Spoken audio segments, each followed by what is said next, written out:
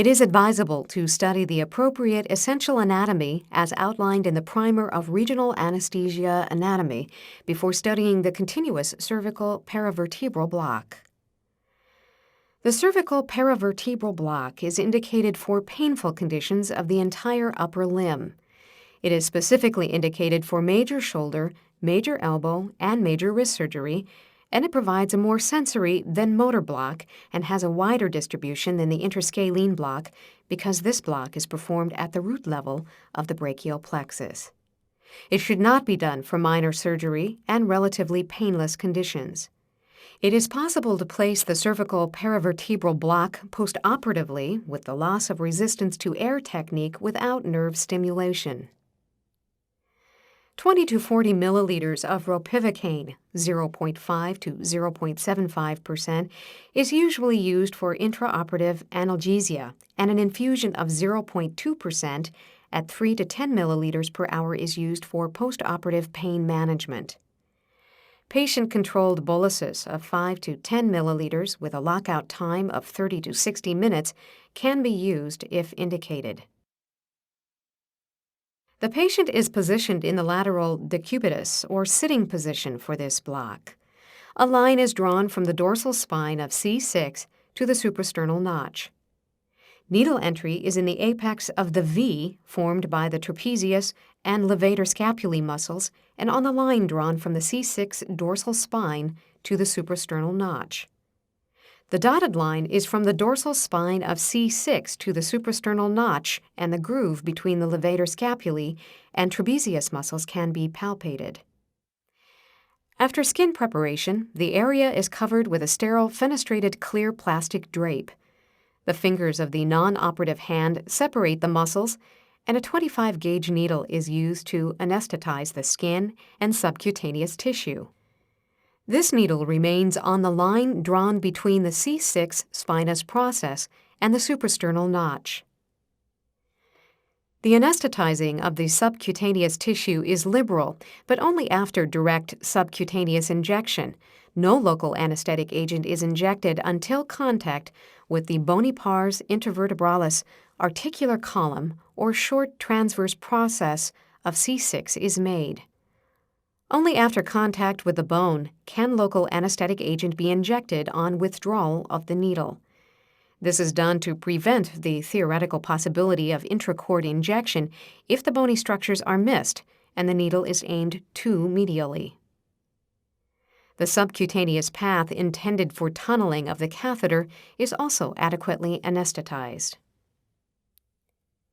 The trapezius and levator scapulae muscles are again separated with the fingers of the left hand and a 17 or 18 gauge insulated Tui needle, which is attached to a nerve stimulator set at a current output of 1 to 3 milliamps, a frequency of 2 Hz, and a pulse width of 200 to 300 microseconds, is advanced, aiming towards the suprasternal notch until contact with the bony structures is made. Notice that this needle always remains on the plane of the line drawn from the C6 dorsal spine to the suprasternal notch.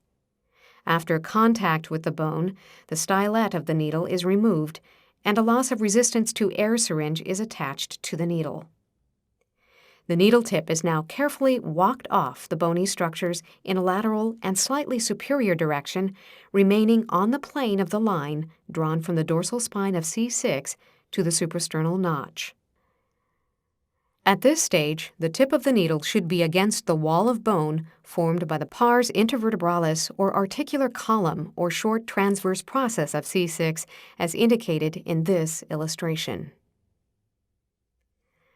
After walking off these bony structures, the needle is advanced carefully in an anterior direction, remaining on the plane of the line between the dorsal spine of C6 and the suprasternal notch. Loss of resistance to air will be encountered simultaneous with a motor response. The muscles involved are usually the triceps, biceps, deltoid, or major pectoral muscles, but any muscle group of the upper limb would be acceptable for this block since the needle is now in contact with the posterior aspects of the roots of the brachial plexus. Because the posterior aspect of the roots of the brachial plexus contain mainly sensory fibers, The patient may often report a sensory pulsation just before the appearance of the motor response. This recording gives a posterior view of the loss of resistance to air and motor response appearing simultaneously.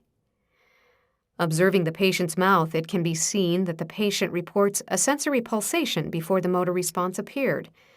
This is more common in young subjects.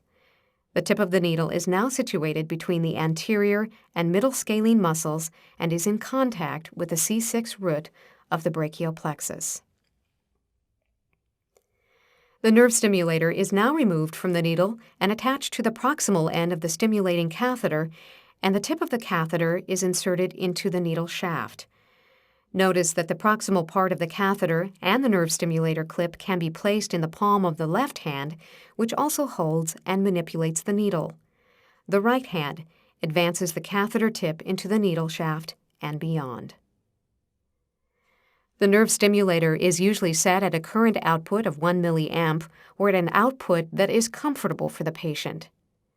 The motor response should be unchanged, and the broad black mark on the catheter indicates that the catheter tip is situated at the tip of the needle. It is important never to manipulate the needle if the broad black mark is not completely visible. Advance the catheter beyond the needle tip. If the motor response disappears, carefully withdraw the catheter tip to inside the needle shaft. Make a small adjustment to the needle by rotating it clockwise or counterclockwise, or advancing it slightly or withdrawing it slightly. Repeat this maneuver until the muscle twitches remain unchanged during catheter advancement. This indicates that the catheter tip is now situated on the nerve root. Advance the catheter approximately 3 to 5 centimeters beyond the needle tip, but not further than 5 centimeters.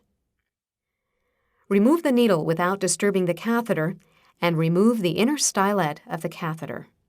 The catheter position can now again be confirmed by attaching the nerve stimulator to the catheter. The motor response should be unchanged.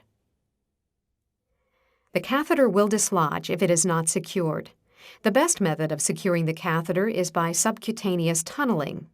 This is done by first placing the inner stylet of the needle subcutaneously from a point approximately 1 to 2 millimeters from the catheter exit site if a skin bridge is required to where the tunneling is anticipated.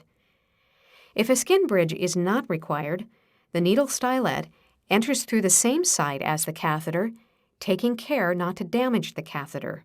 This area has already been anesthetized. The needle is now railroaded retrogradely over the stylet, and the stylet is removed. The proximal end of the catheter is fed through the needle, and the needle is removed, leaving a loop of catheter. The silicone tubing that protected the catheter tip during packaging is handy to use to protect the skin bridge. This skin bridge makes removing of the catheter easier, but may be more prone to leaking of local anesthetic agent. Attach the snap lock to the catheter and attach the nerve stimulator to the snap lock. The motor response should still remain unchanged. Injection of local anesthetic agent or any other conductor of electricity that will decrease and disperse the current density at the catheter tip, such as saline, will cause the motor response to stop immediately. This is a positive Raj test and gives final confirmation that the block will be successful. The catheter is covered with a sterile transparent dressing and the snap lock snapped into the stat lock. Catheter removal, when the patient does not require the continuous nerve block any longer, and after full sensation has returned to the arm, is by fixating the proximal end of the catheter and then removing the distal end before removing the entire catheter.